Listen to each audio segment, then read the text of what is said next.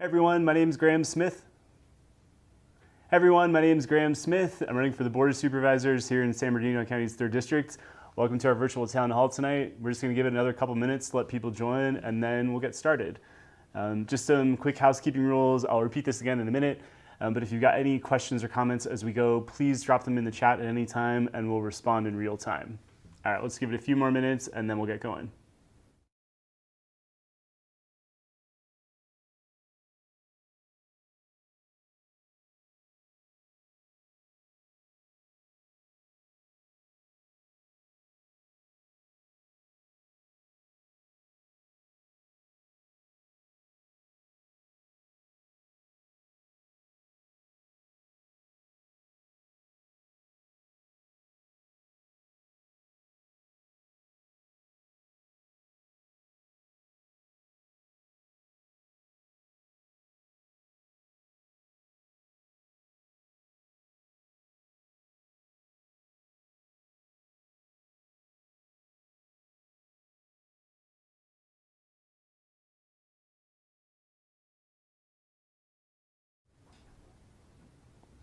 All right, let's get started. So, hey everyone, my name is Graham. I'm running for the Board of Supervisors in San Bernardino County's 3rd District, and thank you for joining our virtual town hall tonight.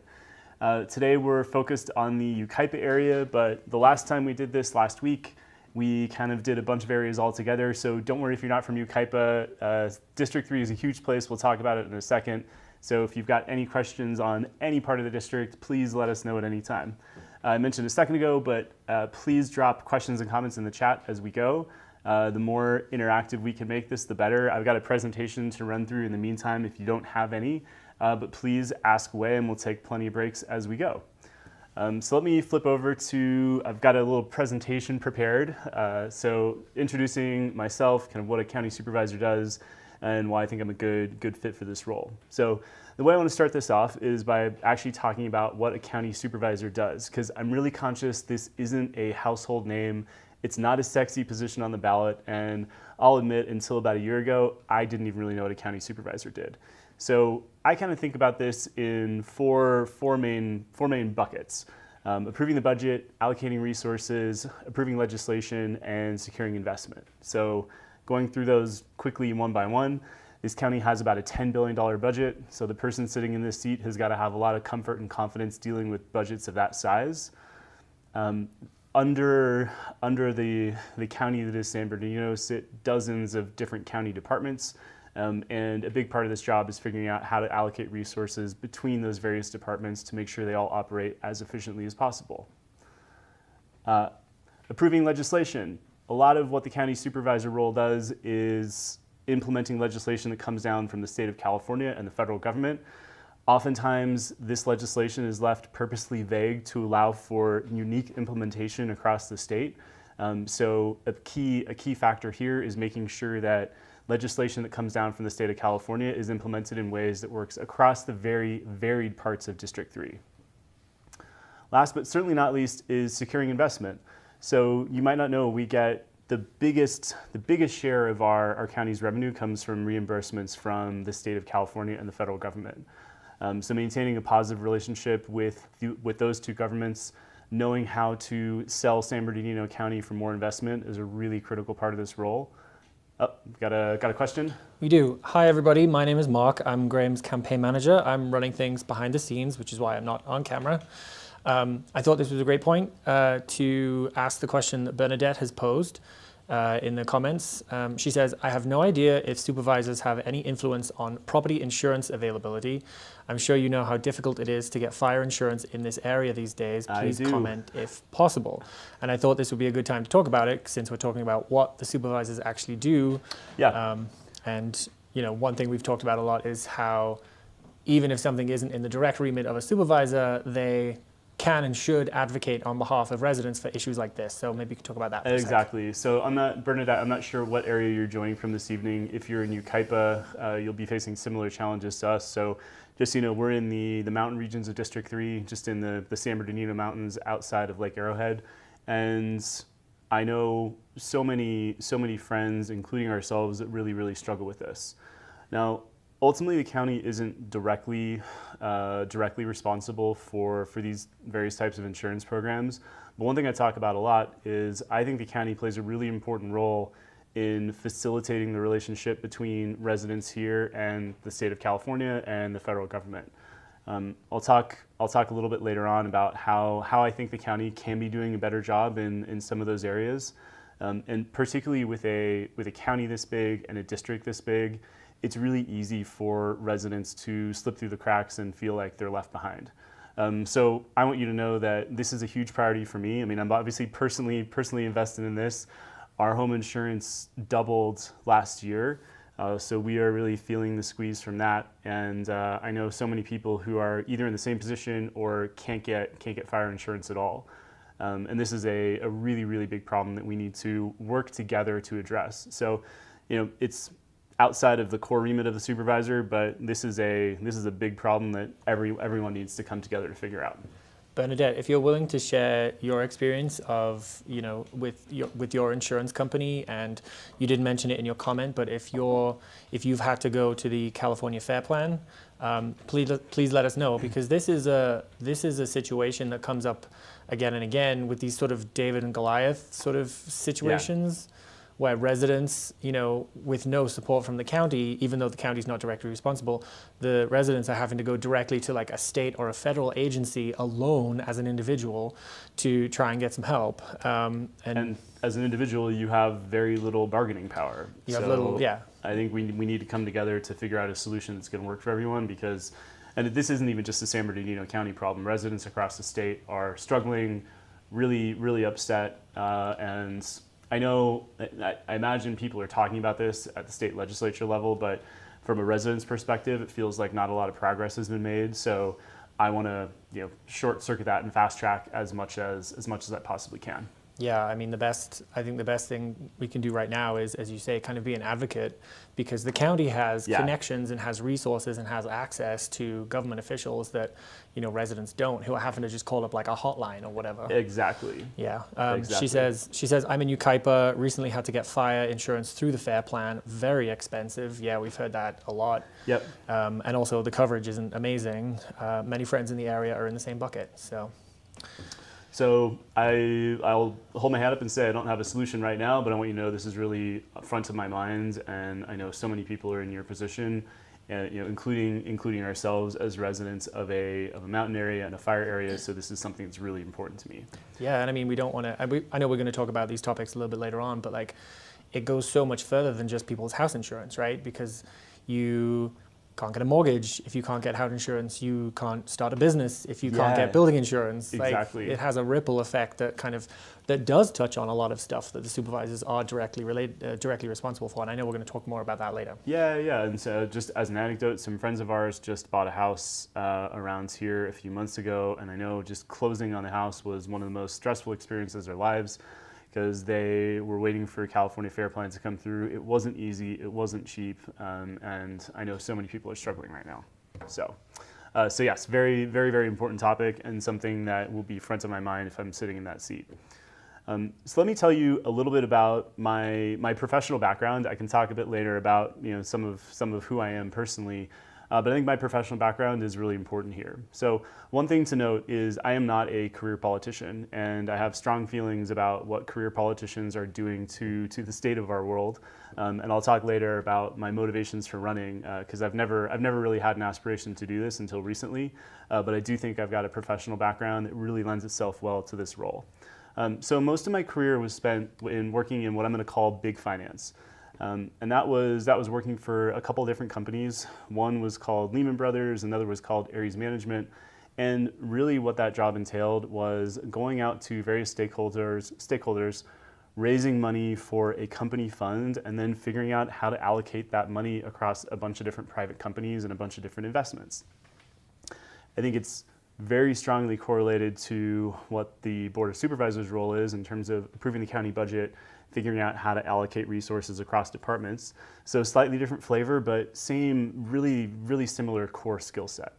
And I did that with pretty big numbers. I mean, in my career, I raised and invested about $10 billion across hundreds of different companies. And the last firm I worked for, the one that's called Ares, manages $400 billion across all kinds of companies, all kinds of industries. And I was what was called a generalist, which meant that I didn't have one particular sector that I focused on. I looked at companies and industries across a whole array of sectors. And I think that generalist knowledge is really, really important for a role like this. But I decided I didn't want to do corporate work my entire life, so I left that job about 5 years ago and then have spent the balance of the time founding and running a couple of small businesses. So one was an online health and fitness startup, another one was a topical skincare brand, and really through those experiences I learned just how hard it is to be a small business owner, and also just how hard it is to be a small business owner here in San Bernardino County. I mean, it's not as relevant if you're in Yucaipa, but we are in an unincorporated part of San Bernardino County. We know so many friends and neighbors who really struggle to make it because the county makes small business life up here so difficult. So that's a big part of something I really, really want to change in this county. So just flipping back really quick to what a county supervisor does and how my experience fits in. So approving the budget, like I said, I've invested $10 billion. That's the size of our county's budget. So I've absolutely got confidence dealing with budgets of this scale. The job I used to do was both investing money day one and also sitting on the boards of companies, getting really involved with how they worked, providing advice, providing challenge and perspective. And I really see that as a transferable skill set to a role like this. And similarly, on approving legislation, one thing that's really important here is the ability to respond to stuff quickly, get really in the detail of stuff, do a lot of analysis, and figure out what makes the most sense. And this is something I've been trying to do throughout the start of my campaign. So in Yucaipa, it's not going to be as relevant to you, but in the mountain regions and in the desert regions, short-term rentals are a big hot button topic right now. So if you have an extra 10 minutes, I did a whole deep dive on both the STR topic, the county's report on the state of STRs, and really produced a full opinion piece that is up on YouTube. Really, because what I want to do is give people a preview of how I think, how I can respond to stuff, and I want you to know that if I'm sitting in this seat, I'm going to come at it with a really analytical and logical mindset, and I think it's really important here. And certainly not least, last but certainly not least, is securing investment. So this is a huge part of my professional career, something I think I'm pretty good at doing, particularly at scales like this. So both when it comes to lobbying the state of California for more resources for our county, and also coming to all the various industries we have in the county. Knowing how to market San Bernardino and figuring out how to bring other industries here is something I can do pretty well. And again, I'll talk a bit later about how I think we need to start diversifying our economy. And again, I've got a whole YouTube piece on this because I think it's going to be a really important thing we need to do in the next 5 to 10 years. So I'll pause there for a sec to see if we've got any questions in the chat. We do. Excuse me, forgot to turn my microphone on. Yeah, we do. So this is a question from someone I know you've chatted to a lot on social media, Taylor. Yeah. He wants to know, what do you think about voter ID in the county? So providing a photo ID for in-person voting at the ballots. Is this just to, I assume we're just making sure that no one is voting fraudulently, this kind of thing, to make sure we're doing what we're supposed to do? Correct. California doesn't currently require photo ID. There are certain types of ID that are required if you've registered to vote by mail for the first time. It doesn't always have to be a photo ID. So just generally, in terms of rules and regulations around ensuring the legitimacy of elections, how do you feel about that? Yeah, I mean, I'm going to be totally honest and let you know this is not an area of specialty of mine. I think when it comes to matters like this is where we've got to place some comfort and confidence in the institutions that run the polling, run elections, that they know what they're doing. As far as I'm aware, in the state of California, we haven't had widespread reports of voter fraud. I know voting by mail here seems to work pretty well, so I'm gonna defer to agencies that actually know what they're doing here. I don't have a personal opinion on it. Yeah, I think this is a topic that ends up being a little bit divisive at times, but it's one where I feel like everyone's kind of in the same place, really. We just differ on how we want to do things. I think everyone supports, making sure that elections are fair and there is no fraud. But at the same time, we have to recognize that some some people don't have the required type of photo ID and can't get it. It affects low-income families, sometimes the elderly, disabled. So I think, non-fraudulent elections where everyone has the ability to vote is something that everybody wants. Maybe we just disagree on how it happens. Yeah, exactly. And certainly I know there are also disagreements on in-person voting versus voting by mail. As far as I'm aware, voting by mail here is fairly secure. It's all tracked. You can check your ballot once you mail it back in. And especially in a county like this where we have so many rural areas and it's not easy even to get to your post office or a polling place, I think being able to vote by mail is quite handy for a lot of people, and they appreciate it. But again, this is not my core area of expertise, and something that I will defer to people who actually know what they're doing. Also the weather. Yeah, that is a very good point. Yeah, getting to the polling stations not always physically possible. We just got a foot of snow today, so if my face is a little bit red, it's because I've been shoveling outside all afternoon. And yeah, it's not always easy to get around here. I don't know if this is on the next slide. Maybe you just want to run through this one real quick, but we do have some more comments. But maybe just power through this one real quick. Just real quick on the district. I'm sure most people are aware already that San Bernardino County is the largest county in the United States, and District 3 is about half the total size of the county. That means that District 3 is almost 10,000 square miles. It's also the most diverse of all, in terms of geography, of all the districts in San Bernardino County. So we've got mountain regions where I'm sitting tonight. We've got more, Yucaipa is kind of, I'm going to call it like half urban, half mountain, kind of in the foothills. We've got desert, and we've got more urban areas like Redlands and Highlands and Loma Linda. So because it's so diverse, it's a really challenging district to manage. And certainly what works for one part of the county is not going to work for another. And even in the mountain regions, as for instance, what works for us here in the Lake Arrowhead area doesn't work for people in Big Bear. So it's really important that the person sitting in this role has an appreciation for just the diversity of District 3. So I can move on to countywide priorities unless we've got some comments in the chat that we want to get through now. Let's just pause at number 2. Diversifying the economy? Correct. All right. But let's talk about financial responsibility first. Yeah, okay. That underscores everything. Yeah, okay. So this certainly is not the exhaustive list I have of countywide priorities, but this is a good place to get us started. So the way I'm thinking about this role is we've got countywide priorities that affect all of us here, and then local priorities that affects residents in certain parts of the geography here. So one of the most important things for me is financial responsibility, and this is something I've got a really strong background in, and something I think I can deliver better than any of the other candidates. Certainly, if you've spent much time in this county, it's hard to go a couple weeks here without seeing something in the headlines around alleged corruption, financial misconduct, taxpayer money being wasted, often having to be returned to the state or the federal government because it hasn't been spent properly. This is behavior that I feel really strongly we need to end. So this is a core skill set of mine. The financial background I bring to the table here, I think, is really unique compared to both sitting supervisors and other candidates. And it's something I feel really strongly that we need to be doing because, we're spending. I don't know if people know what Measure W is. We're spending a lot of time arguing over whether we should be paying a special tax to fund part of the fire department's budget.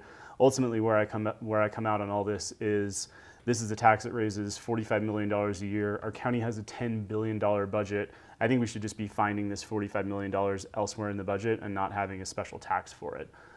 So I've got ideas on how I think we can execute plans like that to save us all some money. 2, diversifying the economy. If you haven't watched it yet, after this session, if you've got a few minutes, watch the video I posted on this subject, because I think one of the problems we're going to run into in San Bernardino County is the fact that we've relied so heavily on one industry across this county. Now, it's kind of hard to put it in perspective sometimes, because if you don't live in, say, Redlands, where you've got warehouses in the middle of neighborhoods, it's hard to sometimes feel just how big of a sector this is for San Bernardino County. But ultimately, as of 2021, so the numbers have gone up since then, it employed over 150,000 people, so it's almost 10% of the population of San Bernardino County, we have, I think, really overextended ourselves in transport and logistics. We're now building warehouses that are sitting empty. They don't even have tenants.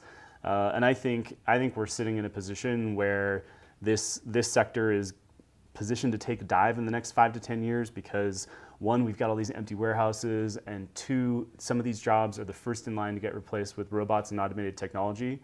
So I think unless we start to diversify our economy and bring in some new industry, I think all of us are going to be feeling the pain from that, because if transport and logistics starts to take a dive, it's going to mean less tax revenue for the county overall, more money being paid out in things like unemployment benefits, and we're all going to feel the squeeze. So this is the thing I feel strongly about, and again, this is a core part of my skill set, being able to go out and market San Bernardino to find other industries to come here. So it sounds like we got a question on that, so let's pause for a sec. Not so much a question, just a comment from Bernadette saying that she has watched the business diversification video. She says, "I applaud your foresight in this area." I think it's worth noting that there are issues related to the warehouse industry, namely the fact that a lot of the warehouses have been put in the middle of small neighborhoods. It increases traffic. We have really bad air pollution because of the trucks. Yeah. That said, there is nothing inherently evil with the warehouse industry itself. Yeah. What we're talking about here is not trying to punish the warehouse industry, but rather just kind of making it so that we have a more healthy mix of industries within the county, so that if warehouse and logistics does take a dip, it doesn't completely collapse the economy of the county. Yeah, exactly. I mean, you watch the video, so the thing I refer to, it's like that old adage of not putting all your eggs in one basket. The healthiest economy that we can have is a diversified one, so that if we have a problem in one sector, we've got a bunch of others to balance it out. So that's something I really want to focus on. Yep. It's probably not enough time to get into it here. I've certainly got some ideas on things that I want to at least explore. I mean, one thing I've talked a lot about on social media is exploring heavier investments in renewable energy, particularly on land that's been disturbed already, like warehouse roofs, because we are going to need more energy as a society, continuing going forward. And these are jobs that are often skilled, not in line to get replaced with technology, and very long-term in nature. So that's one of many ideas I want to explore. Yeah, and I think when we bring that up, it's always worth reiterating to everybody that what you're talking about is renewable energy projects, of various different types that don't disturb natural land. Exactly. Do you want to maybe very, very briefly talk about the meeting we went to on Saturday and the importance of deserts in that? Yeah. So if anyone here spends any time in the desert regions of District 3, of which there are many, I mean, that's the majority of our landscape here. We both went to the Morongo Basin Conservation Association's annual meeting last weekend. And I think we all have this kind of basic appreciation that desert landscapes are fragile. But one thing I didn't even realize until last weekend is how important deserts are for things like carbon capture. Because we live in a forested area here, which unfortunately every once in a while tends to burn, hence the whole fire insurance problem. But the desert doesn't do that as much, and because it doesn't burn, it doesn't release the carbon back into the atmosphere. So maintaining those pristine desert landscapes is really important to the balance of our whole ecosystem here. So when I talk about renewable energy, I want to be really clear that I'm talking about investments in renewable energy on land that's already been disturbed. And we have so much of that here already. We need to really focus on looking at that space before we even think about touching any kind of natural landscape. Yeah. And there's plenty of it here. Amanda makes the comment, preserve Morongo Valley. We are 100% behind you on that one. Yes. Yeah. Absolutely. For a million different reasons. Of course. And here's the other thing. I mean, if you're a resident in a rural part of the district, you most likely live there because you like the natural landscape. I mean, that's why we live in the mountains here. And protecting that for the benefit of all residents is really, really important. So I've been spending time in the desert regions of not just San Bernardino County, but this district since I was a kid, whether it's Joshua Tree, we have a little family campsite in Lucerne Valley, and keeping those preserved is really, really important to me. Yeah. And I think we have some cleanup work to do. I think our county's dropped the ball on a few things, like some of the illegal weed farming that's happened across the desert. I know they've made some strides in terms of shutting them down, but now we've got deserts filled with junk, and we need to start cleaning those up. Yeah, it was really interesting on Saturday to learn not only about the importance of preserving, the desert for Personal reasons for those of us who kind of live and enjoy the natural landscape, but also for, cultural and scientific reasons as well. So, Absolutely. Really a robust argument as to why we should not be disturbing the land to any great extent. Any other comments in the chat? Yes, we do, but why don't we get to the end of this slide first, because it kind of weaves into that. Okay, perfect. Okay, so last two countywide priorities on this slide, like I said, certainly not an exhaustive list, but just to get us started. I think our relationship with the state of California in particular really needs improvement. I'm not sure if people are aware, I've talked about this online a lot, but we as a county proposed studying secession from the state of California a couple of years ago. And that was done as a tactic to try to get us all more resources from the state of California, but really done as a threat instead of a productive way to try to get what we want. Ultimately, it hasn't worked. We haven't received those extra resources, but I think because we're proposing these kind of cheap stunts, our relationship with the state of California just could be a lot better. So I'm really focused on finding more productive ways to engage with the state of California. I posted a piece of content, a week or two ago about how the state of California just received a big grant from the EPA to start electrifying some school buses. I talk a lot about how I think we need to start electrifying our heavy vehicle fleet here in the transport and logistics space. Ultimately, that contributes to our most polluted air ranking in the entire country. And the point being, if we do things that are productive and in line with the agenda of the state of California, I think we're going to be in a better position to get more funding. I think it's better than threatening something which we ultimately know isn't going to work. And I think it's always worth reminding people the size of the proportion of our county budget that comes from the state and federal government. It's the number one bucket. It's basically a third of our county budget comes from direct reimbursements from the state. So the more positive this relationship is, the better life is going to be for all of us. And hopefully we get some good returns on that investment in terms of, if we start electrifying the heavy vehicle fleet, we improve the quality of our air. Like, there are things that I think we just need to be doing as a county that we aren't right now. Well, and also getting the money is one thing, and then what we choose to do with it is another thing. Yeah. Because that doesn't always go to plan either. Exactly. And I think as a very related point to that is also restoring trust between residents of the county and local government. We're up in the mountain regions. A big part of the reason I'm running for this office is because that trust was completely broken last year. I got really involved in the local community during, it was colloquially known as Snowmageddon last year. And there are so many residents, particularly in rural parts of the county or cities not too close to San Bernardino, that just really feel like the local government doesn't have their backs. And it's really important to me that we reestablish that trust. I think this also goes hand in hand with the financial responsibility, part of it as well. But we need more transparency in local government. One thing I'm really committed to if I get this seat is keeping dialogues like this open. I want people to know exactly what to expect from me.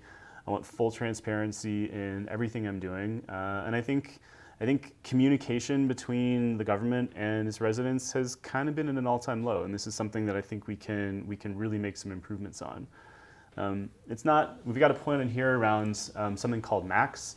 These are called Municipal Advisory Committees. They're really a way to get a kind of a local conduit between residents and the Board of Supervisors. What we found is the board has actually dissolved a lot of the MACs across the district. I think it's really important we reinstitute a lot of those. This is more of a point for people in rural parts of the county. So in cities like Yucaipa, where you have a city council, I think the important point here is making sure that the county and the city have a really positive relationship and that residents have good access to local government so that everyone knows what's going on and can work together as productively as possible. Because it really feels like we haven't been doing that the last, 5-10 years here. So we do have a question from April. And April, if you're still there, I just want you to clarify something for me. When you say constituents, how do we plan on holding constituents accountable? What exactly do you mean by that? In the meantime, let me phrase this question to you a certain way, and then if April can clarify, then we can answer her question directly. So she said, if elected, how do you plan on holding your constituents accountable for financial stewardship of government or county funds? The point I wanted to clarify is when she's talking about constituents, are you talking about community groups who might get grants or donations, or companies that the county engages with? Yeah, or perhaps local city councils, or yeah, I'm assuming we're not talking about residents here, because most residents are not getting government money. In fact, it's the other way around. We're funding the government here. All right, we got clarification. Yeah, she says, I mean, as far as other people that he will work alongside with. So just in general, how do you plan to instill financial discipline and responsibility, stewardship, local city councils, she points out here as well? So, one thing... How do you actually do this? Yeah, so one thing I actually do is I spend a decent amount of time with the county's budget, and this is county level, not necessarily city by city. But I think the first point for me is actually spending time going through this whole budget, going through department by department, and knowing how to look for anomalies. This is something I spent the better part of 15 years learning how to do, and again, this is a core part of the skill set that I think I bring to the table that no one else has. And I think, because there are a couple things at play here, right? We have a longstanding history of financial misconduct in this county, and I think it's really important to be able to look through reports like this and spot anomalies, and be able to go to those people and ask the questions and say, hey, can you tell me why this department needed another $1 million in its staffing budget and it only added one more employee last year? That's a for instance. Right, so that's the county department. When it comes to working with local city councils, I think it's partially a relationship game, and making sure you got a positive, friendly relationship with as many of these various agencies as you possibly can. Again, that was a big factor in my professional career. I maintain a positive professional relationship with Supervisor Rao, who I'm now running against, even though I called her out for not doing the greatest job last year during the snowstorms. So this is something I think I can do pretty well. So I think it's both a soft skill set, knowing how to work with people, and also a hard skill set, knowing exactly what to look for. Yeah, there's kind of a degree of sort of financial forensics in that, right? Yeah, absolutely. Which is something that you can't really learn on the job. It's something your eye is kind of trained for. And I mean, how long did you work in finance? Yeah, for 15 years. Right. And this is why I go back to the whole, it's important that I'm not a career politician here, because if you just kind of work your way up in political office, you don't have that skill set, and you don't know what questions to ask. And I think this is really apparent even in our current board, because I don't know if you'll have seen the news about our former county chief exec. He was let go, but really fired about 6 months ago. He had completely run amok around a bunch of county departments, allegations of corruption. He was bullying people, having inappropriate relationships. And ultimately, it was allowed to go on for far too long. And I think if we have people who actually know what to look for, as a county, we'll be much better off. I think one thing that's worth just kind of reiterating in this discussion about financial responsibility is the desire for kind of increased. I'm going to change the camera so people can look at your face. You're on this one. Oh, okay. Is the desire to just increase transparency, right? I think a lot of financial misconduct, and I'm not going to say illegal, but slightly unethical activity happens because no one's paying attention, no one's watching for it. Yeah. And so I think just going into office with a desire to shine a light in every corner of government affairs and really kind of hold nothing back from people. There's no, unless anything is sort of legally confidential, which, some things will be for sure. But by and large, there's no reason to keep things from the public, if you have nothing to hide, right? Yeah. I mean, just so you know, I mean, one of the main parts of the agenda, I don't have it on this slide. I want to go in and start cleaning this place up, because we have talked to, and I know this is a big job, and it's not a quick one. I know it's not an easy one, and I know it needs some help, right? So I'm going to be fully transparent about that. But we've talked to so many county employees at this point who are some of the most delightful people you'll ever meet, but they talk about culture problems. They talk about like toxic workplace environments. Mm-hmm. So I think when you have one or two people who mention that, you think, okay, maybe it is, maybe it isn't. When there's a real recurring theme where it's 2/3 of county employees you talk to who mention some kind of problem like this, it makes you really realize this is a systemic issue that is across this entire county in so many different departments. And I think we as residents all suffer as a result. So again, I know this is a big job, but this is something I'm really committed to because I think life could be a lot better for all of us here if we start to clean it up. I think this is also another really good reason to reestablish the network of MACs, because MACs are supposed to operate as a direct conduit from residents directly into the supervisor's office, right? So, the supervisor kind of sits and oversees everything. The money kind of trickles down to the county departments and to various charities and organizations and whatever.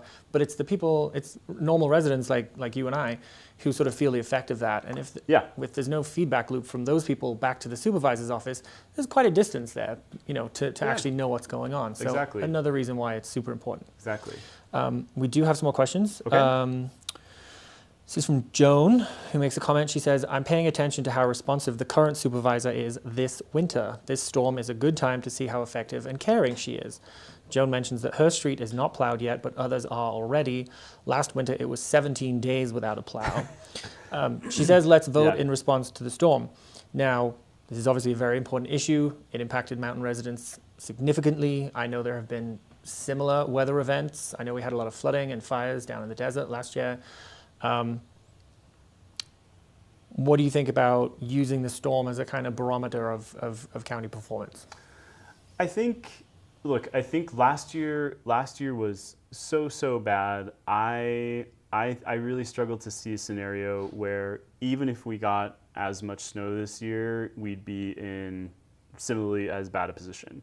I think lessons have undoubtedly been learned. I mean, there have been plenty of reports issued by a bunch of county departments at this point around what the failings were last year and how they can do better.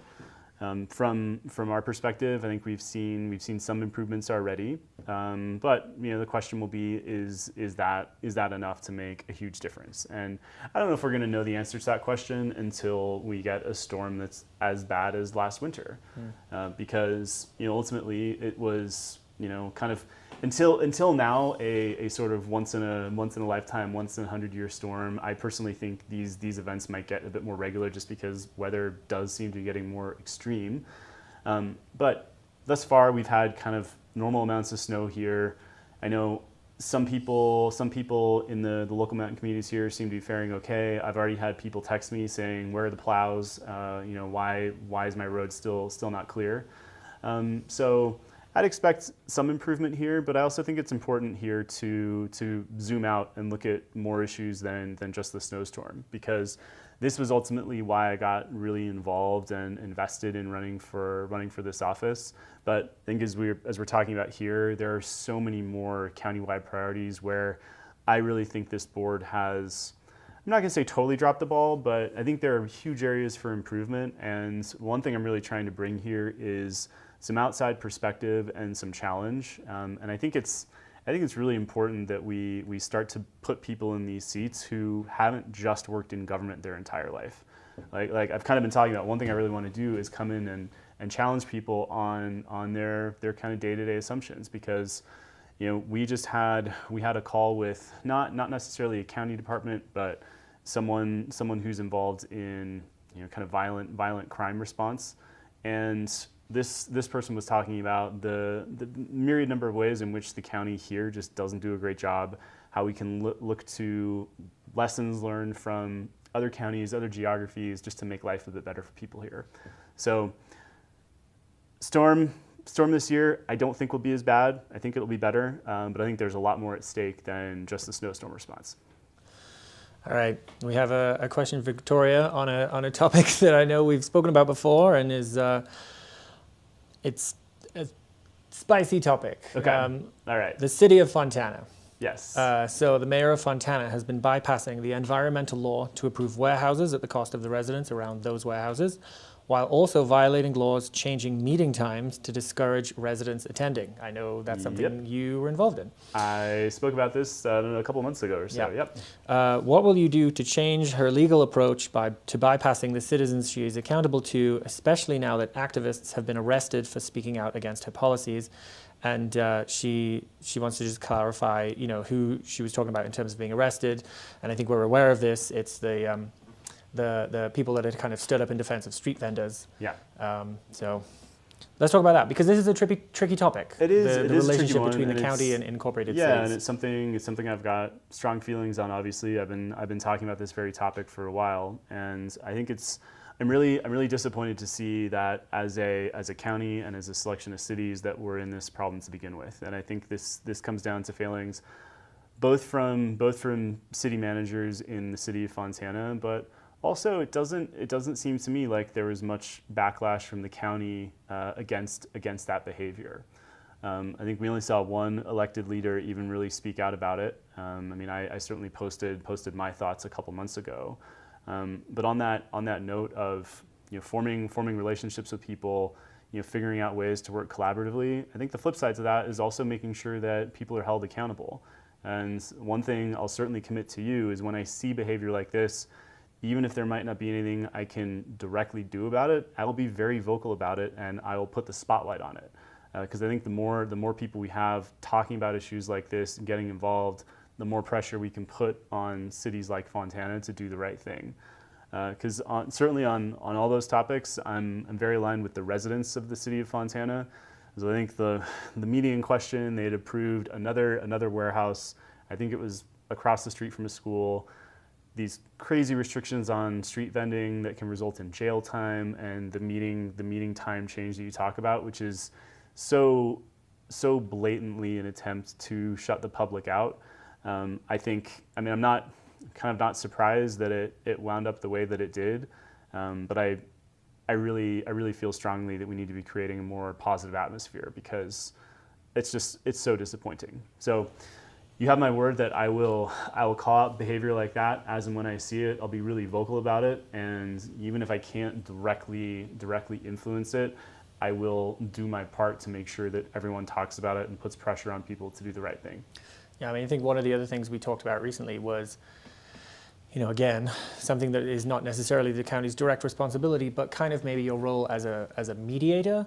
So not necessarily, incorporated cities do have autonomy. They have city councils of their own. They are entitled by law to make their own decisions. Yeah. And so it's not, as you and I have talked about this, but it's not your job to punish city councils for their behavior.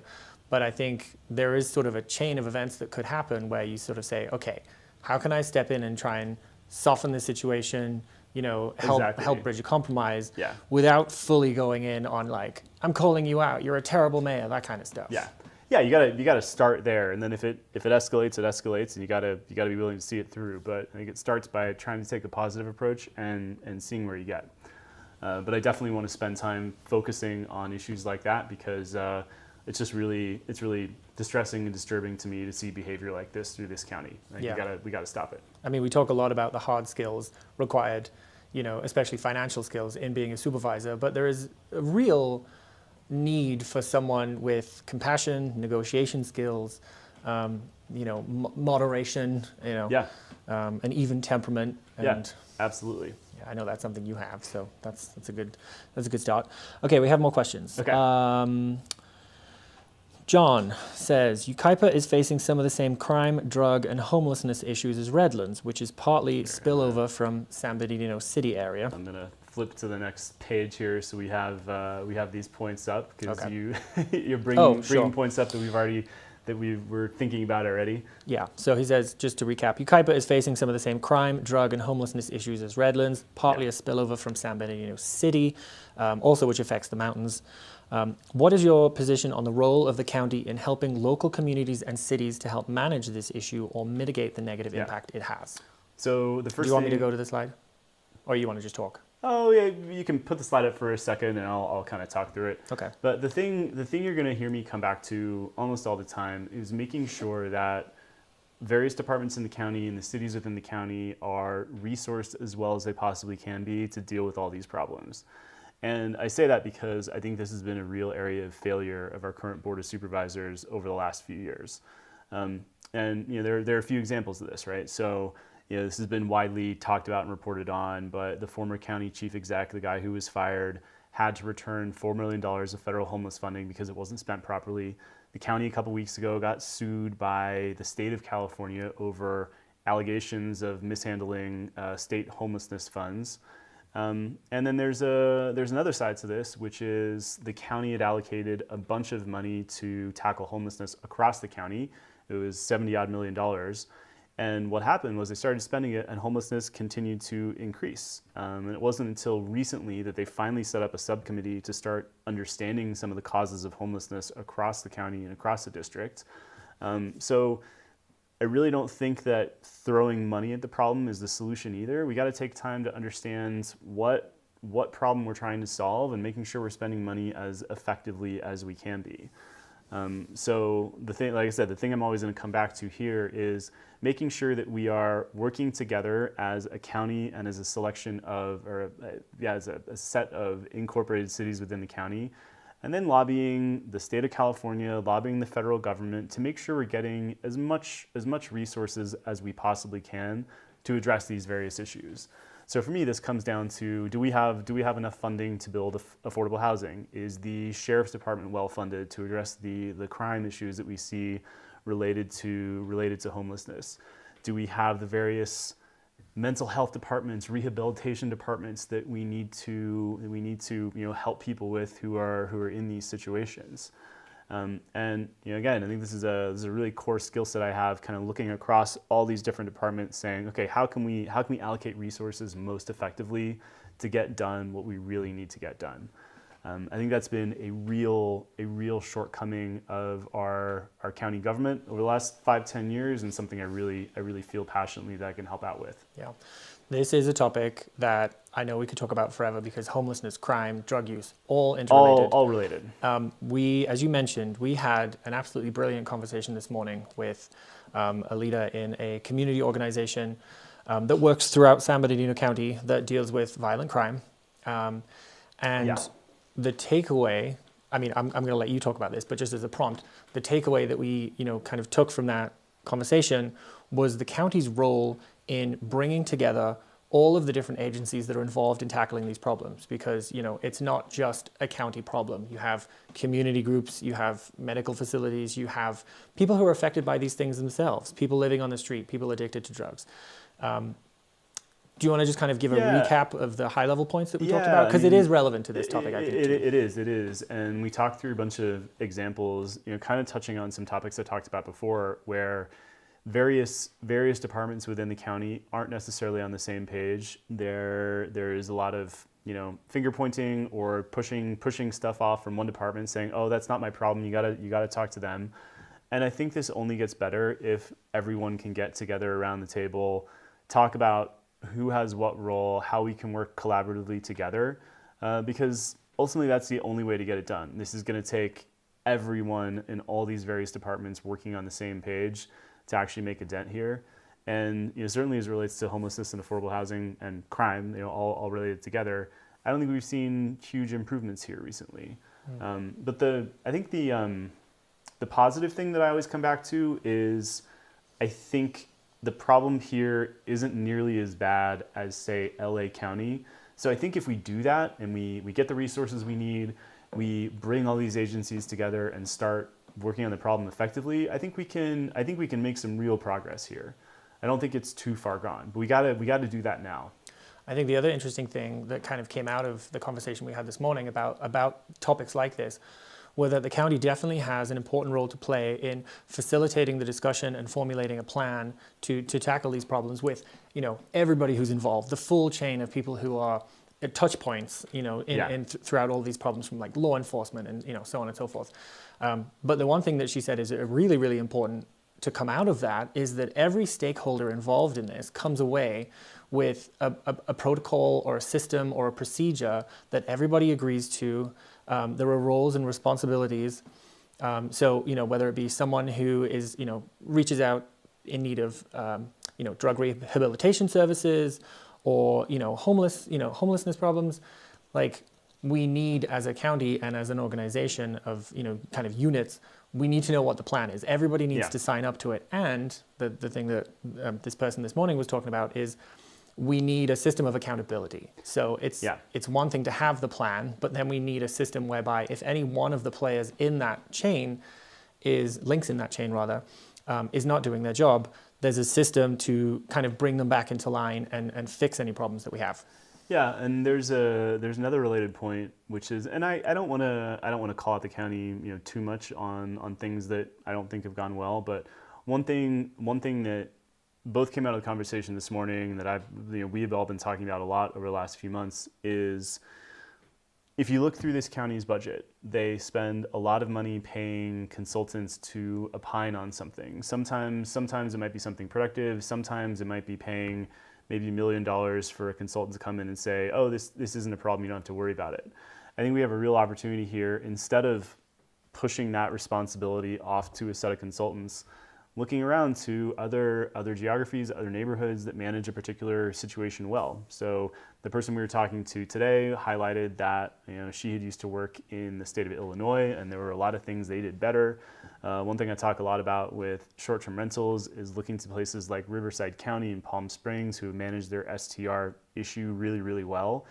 And I'm a much bigger fan of doing that than I am wasting our taxpayer money paying consultants to maybe come up with a conclusion that isn't nearly as good or robust as one that we can find just by talking to people who have figured this out. So that's really the mindset I want to bring here as well. Yeah, I mean, these are definitely like complex problems, but sometimes we don't need to reinvent the wheel. Yeah. We can start with simple solutions. Exactly. Speaking of which, not simple solutions, but April asks, she says, substance abuse is on the rise, but we don't have any county-funded rehab or treatment facilities within a few cities from 29 Palms. Do you have any plans for combating the opioid epidemic in rural areas? Yeah, so one thing that we have that we've talked to people about across the county is expanding more access to healthcare in rural areas. I think this has been a big shortcoming here. I mean, we face this issue as residents of a rural community maybe not on a daily basis, but whenever you need some help. And I think there are a number of different kind of tools in the toolkit that we can think about to help address this issue. One is looking at wherever we can justify and build urgent care centers, rehab centers. I know one just opened in Victorville a couple months ago. So there are some green shoots and some progress being made, particularly when you get really far out into rural communities where maybe you don't have the population density to have a full-time center. Looking at more mobile health services in this county, I think, is really at least an interesting idea to look at. We've spoken to firefighters about mobile paramedicine, where instead of just an ambulance taking someone to a hospital, the paramedic can go and treat that person in their home or whatever environment they're in, or perhaps take them to a mental health facility instead of a hospital.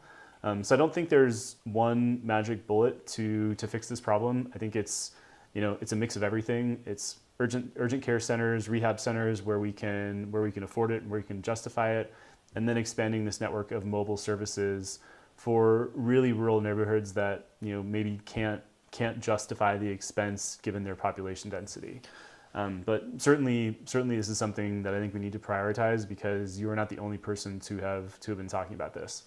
Just to take a step back from the specific problem of the opioid epidemic, I think this touches on the topic of the resources and attention that the county pays to rural and unincorporated communities compared to their urban counterparts. Yeah. Do you want to just talk about that real quick? Yeah, I mean, just so you know, a huge part of the reason that I am running for this office is I'm a resident of unincorporated San Bernardino County. So we don't even have a local city council up here in the mountain regions to lean on for assistance.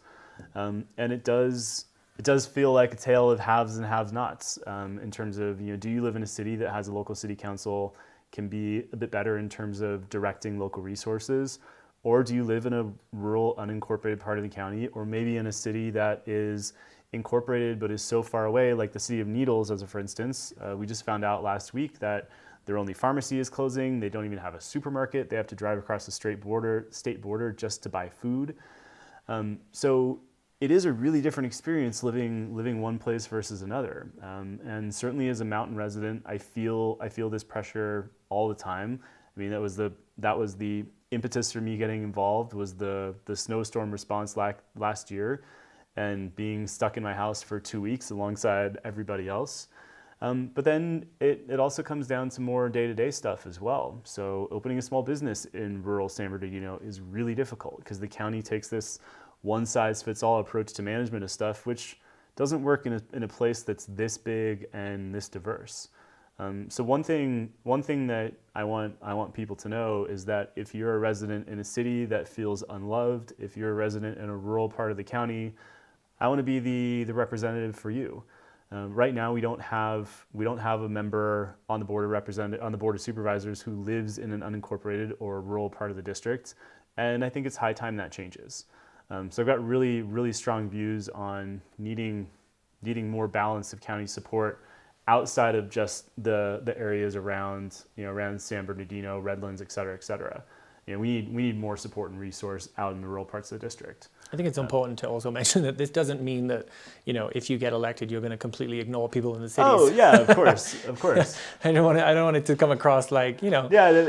they don't get any. They've had their fill. Now let's just go hang out in Needles all the time. Exactly. I know that's not what you're saying. I just want to clarify. But I think it's important we have a bit more balance. Yeah. April followed up on her question, just saying she's a nurse by profession, so she's all about mobile medicine. You can take several routes and end up at the same destination. Yeah. So. Yeah, 100%. Yeah, we've had some incredible conversations with firefighters and paramedics who are really in support of this community paramedicine approach. It does require more training for them, and there are definitely more services and skilled practitioners that would need to be involved to fully realize this plan. But it could be absolutely revolutionary especially for this district, which is so large and has so many rural communities. Yeah, and I think it's something worth at least exploring for that reason alone. It's a big district. It's not an easy problem to. It's not an easy district to manage. I think the more mobile services we can think of, the better. I think it's a great place to start. I'm just going to quickly address the comment that John and April have commented on. Yes, they are single pane windows. They are absolutely freezing. They are drafty as hell. So our heating is cranked up to like. Yeah, just to actually, I'm here. Well, I'll tell you about me just for a quick second here because it's a good primer for that. And just before you do that, we do have one other question. So, sorry, I'm scrolling back. So, Amanda, we are going to address your question in a couple of minutes. Yeah. Okay. So I grew up outside of LA in a more rural part of LA because that kind of exists actually, called Topanga. But I've been coming to this very house my entire life. So my grandparents built this cabin 50 years ago. That's why it's single pane windows and drafty. So I've had a lifelong connection to not just San Bernardino, but to District 3. I learned to rock climb with my dad in Joshua Tree. We have a little family campsite in Lucerne Valley. So I've had a lifelong connection to the district. But I haven't always lived here, and I actually think that's a really beneficial aspect to my candidacy here.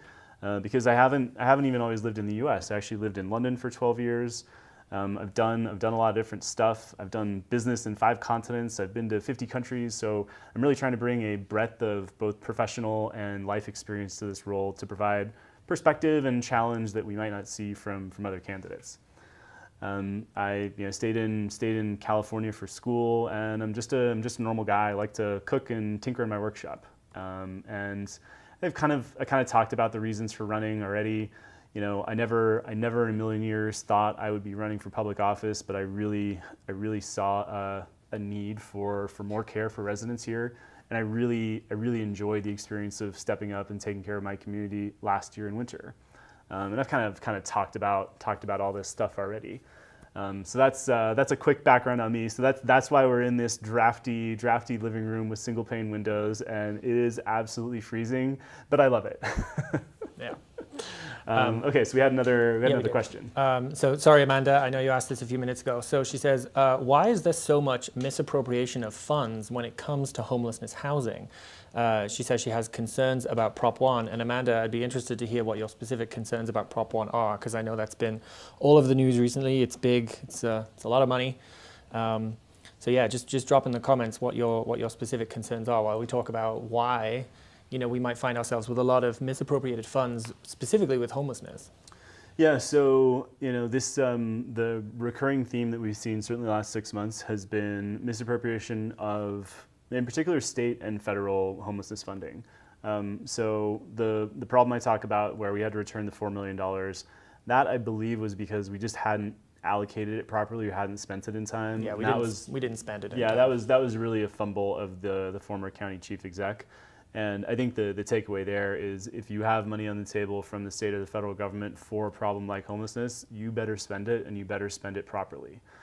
The more recent issue, the one we saw in the headlines a couple weeks ago, I think this is where things get kind of murky because this is state homeless funding in partnership with the county, in partnership with private property developers, and when you get a lot of these people around the table, the opportunities for mismanagement increase.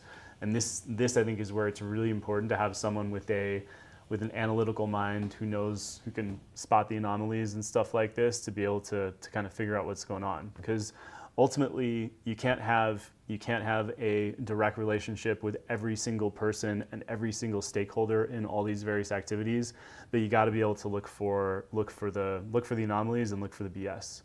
And I think, look, we've had a long-standing history in this county. I'm not even just talking about homelessness funding, with property development that's been I'm going to say bungled.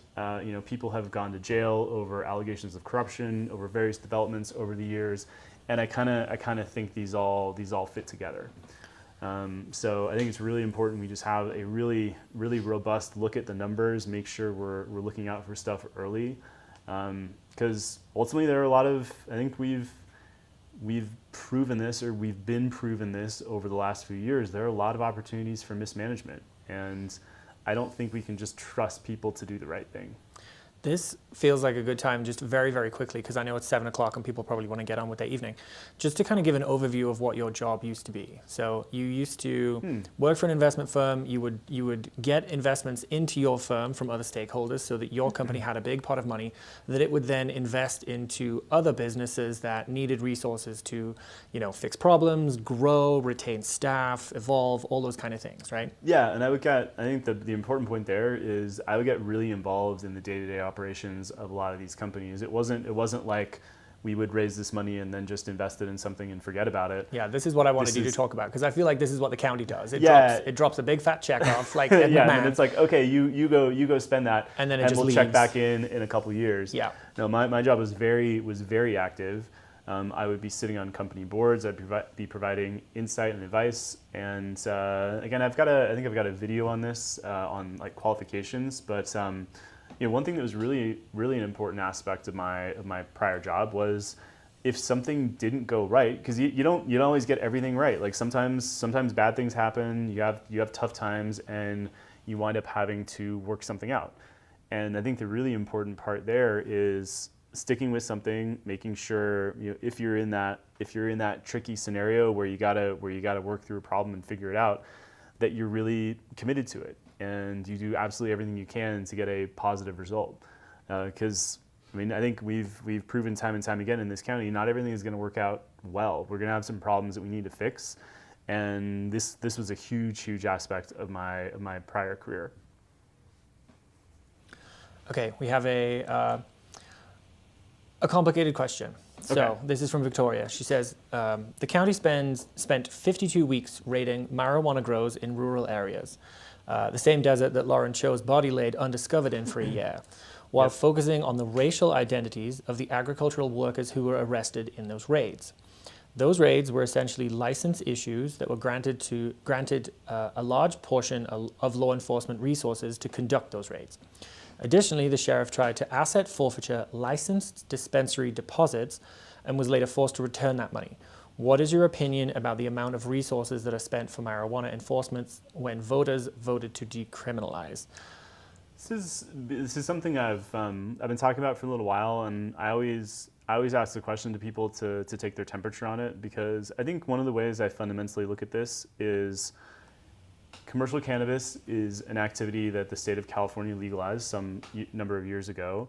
In general, for the state of California, it has worked out pretty well in the sense that we generate a lot of tax revenue from it.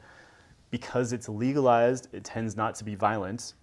And the thing that I always I always kind of come back to with cannabis activities here is ultimately the Board of Supervisors has decided that commercial cannabis is not legal in unincorporated parts of San Bernardino County, which is the majority of our geography here. And as a result, we have all of these illegal weed farms that you talk about. And I think the problem with the illegal weed farms is, well, it's twofold, threefold even. One, we're not earning any tax revenue on it. Two, we are spending money enforcing it, to your very point. And three, because they're illegal, they're not permitted, and they disrupt our pristine desert landscape. So the family campsite that I told you about in Lucerne Valley, there was one of these illegal weed farms. It got raided, and now it's just a giant trash heap in the middle of the desert.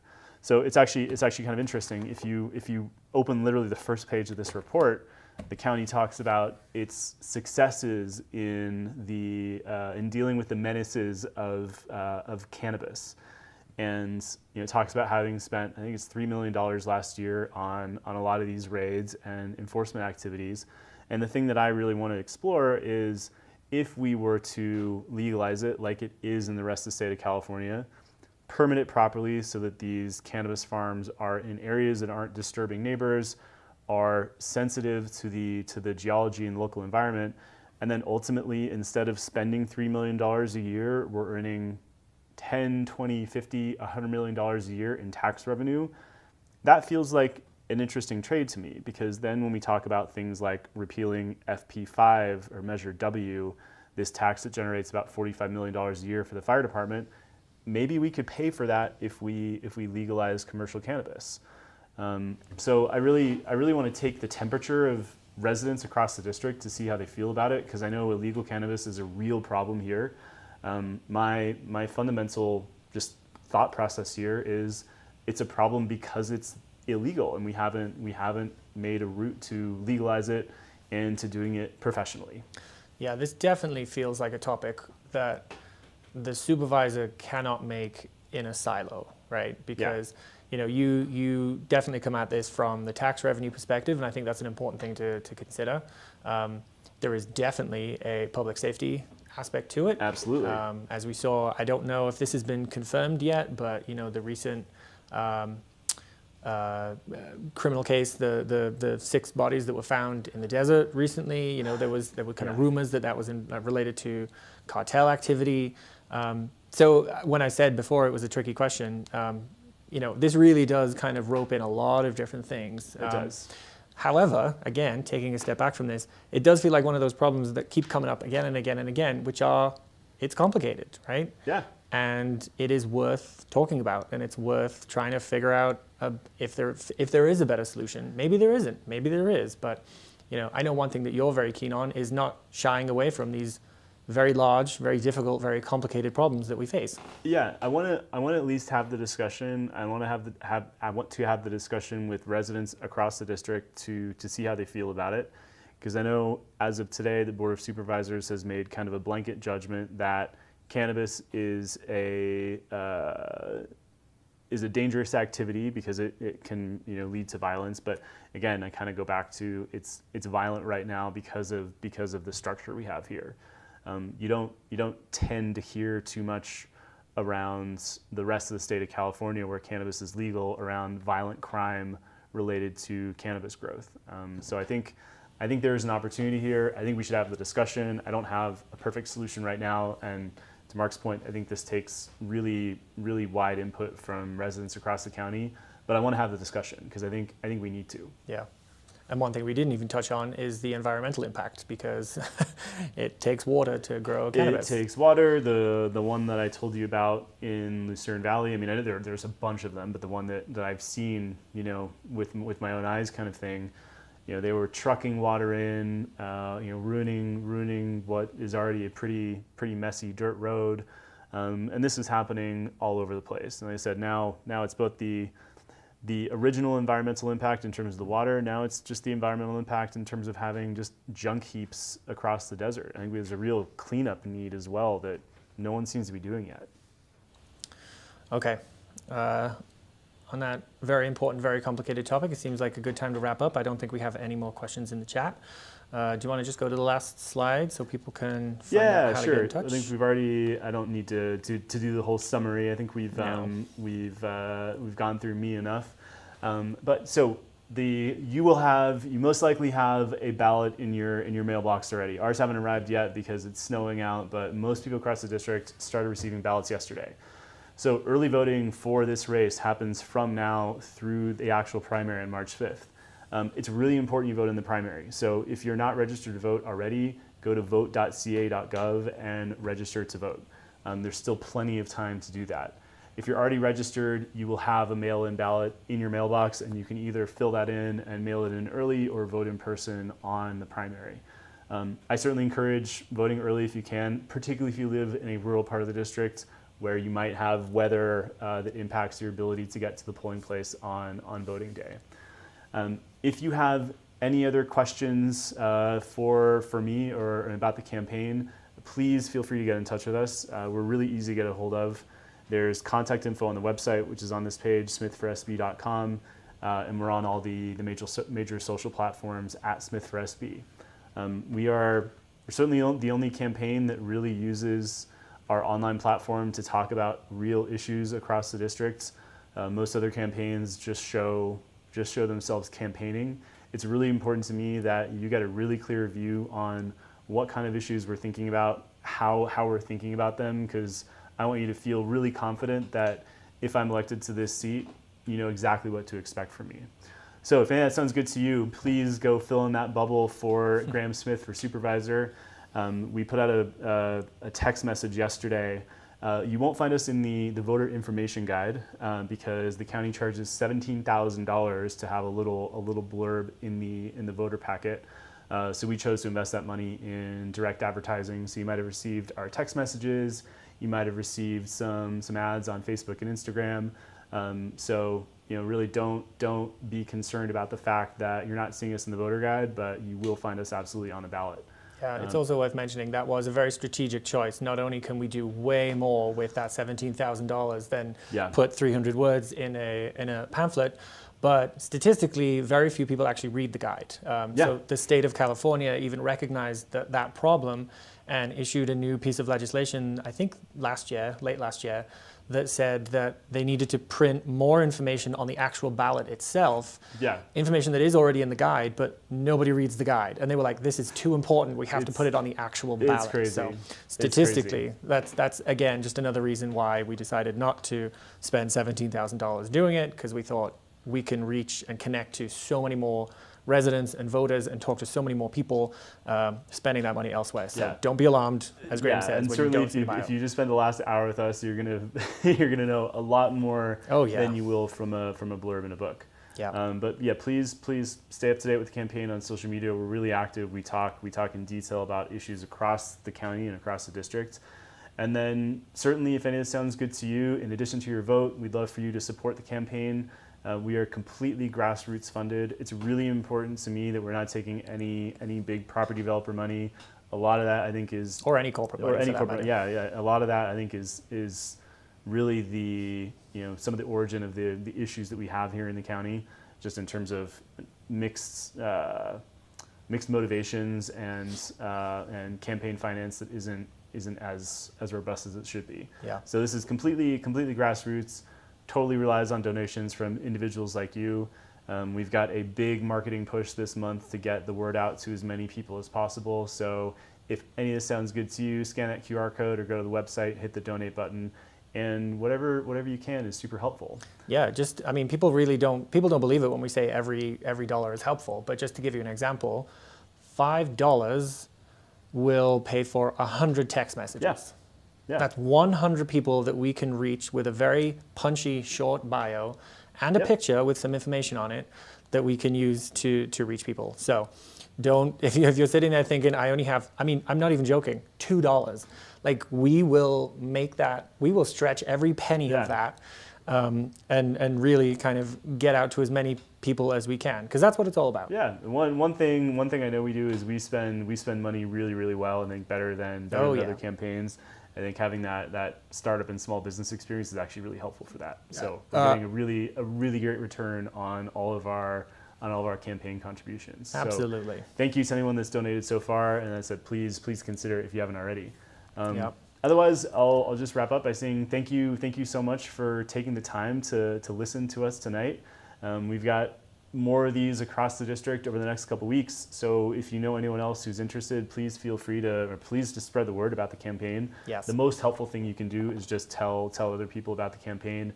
Tell them the primary is March 5th, and let them know if you're interested to vote Smith for supervisor. Yeah, one thing. Actually, tonight has been very interesting because we've had almost everyone is on Facebook, which doesn't normally happen. We usually have more people on YouTube. Yeah, okay. One thing to bear in mind if you are active on Facebook is that a lot of community groups will not allow us to post because they have rules against making political statements. Point, yeah. So I don't want you to get in trouble. I don't want you to cause a ruckus in any community groups that you're involved in. But if there's a way for you to spread the word about our campaign and about Graham in a way that isn't going to ruffle too many feathers, please do so, because, you know, understandably there are rules in place that stop this kind of discussion on Facebook, but it is very important for us to reach people. So exactly. If you can spread the word however you can, we would really, really appreciate it.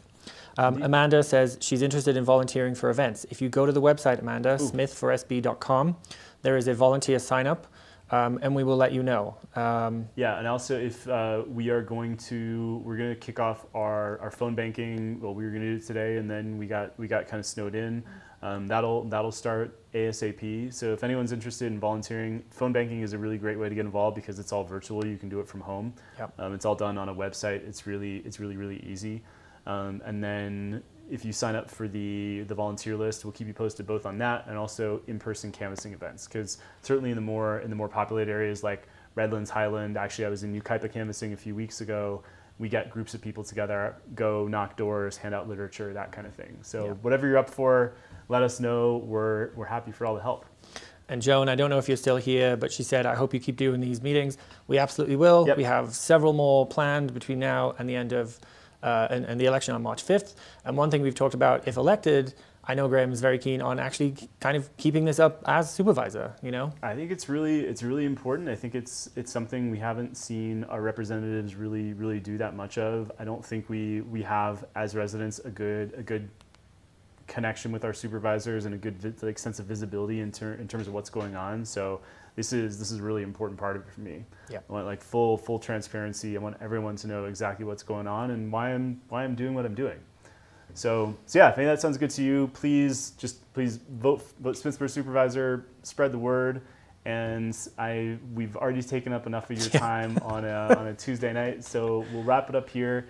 But please feel free to touch base with any questions, like website, social media, all that stuff. But in the meantime, thank you so much for joining, and we'll see everyone soon. Thank you, everyone. Bye.